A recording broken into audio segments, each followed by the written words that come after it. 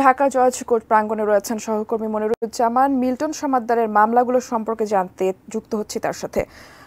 মনিরুজ্জামান, এর আগে তো জালিয়াতি, মানব পাচার এবং আটকে মারধরের অভিযোগে 3টি মামলায় তাকে গ্রেপ্তার দেখানো হয়েছে। তার জামিন রিমান্ড চেয়ে আদালতে আবেদন করেছে পুলিশ। আর কি কি জানতে পেরেছেন আমাদেরকে জানাবেন।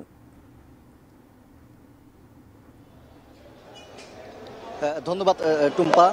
মিল্টন সমাদ্দারের বিরুদ্ধে কিন্তু 3টি মামলা হয় এবং সেই 3টি মামলার একটি মামলা হচ্ছে জালিয়াতি। সেই জালিয়াতির মামলায় কিন্তু আমরা দেখছি যে মিল্টন সমাদ্দারকে আদালতে হাজির করার জন্য এরই মধ্যে যে আদালতের যে গারদখানা আছে সেখান থেকে কিন্তু তাকে আদালতে তোলা হচ্ছে। আমরা জানি যে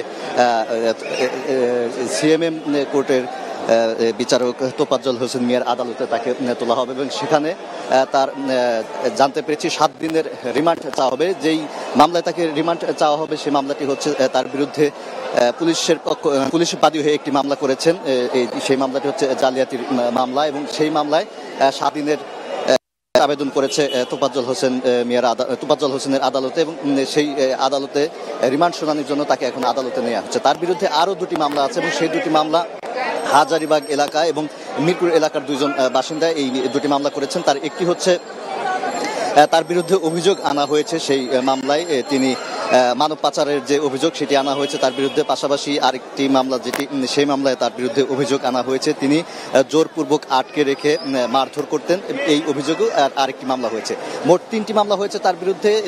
একটি মামলা করা হয়েছে পুলিশ বাদী হয়ে, একটি মামলা করেছে, বাকি 2টি মামলা মিরপুর এবং হাজারীবাগের 2 বাসিন্দা এই মামলাটি করেছেন।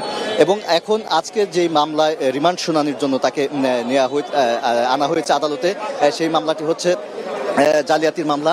এবং আমরা জানি যে গত বেশ কয়েকদিন ধরে মিল্টন সমাদ্দার কিন্তু বেশ আলোচিত একটি নাম, যদিও এর আগেও তিনি সামাজিক যোগাযোগ মাধ্যমে বেশ আলোড়ন সৃষ্টি করেছিলেন।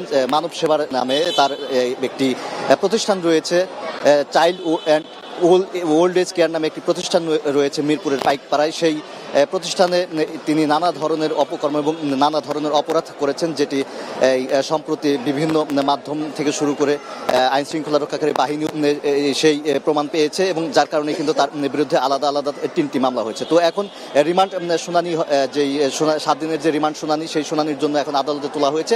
শুনানির শেষে আসলে বলা যাবে তাকে কয়দিনের রিমান্ড দেয় কিংবা তাকে রিমান্ড না দিয়ে কারাগারে পাঠায় কিনা, এটি হয়তো পরবর্তী সংবাদে আরো বিস্তারিত জানাতে পারবো। তো এই ছিল আমার কাছে সিএমএম কোর্ট প্রাঙ্গণ থেকে মিল্টন সমাদ্দারের মামলার বিষয়ের বিস্তারিত তথ্য।